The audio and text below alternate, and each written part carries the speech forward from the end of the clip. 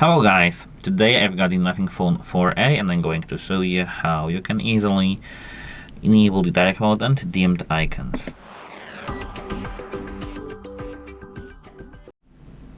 At first you need to open the settings.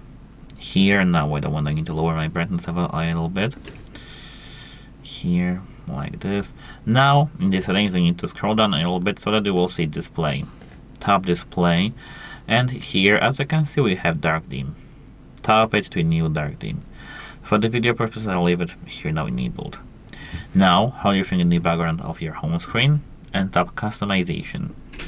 As you can see here we have colors.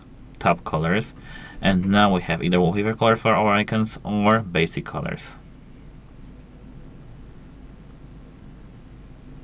Here dark dim off, dark dim on. Icon pack, and here they have nothing icon pack or default, or we can add another one from the nothing and from the Google Play Store, as you can see. And that's how it works. Goodbye and have a nice day.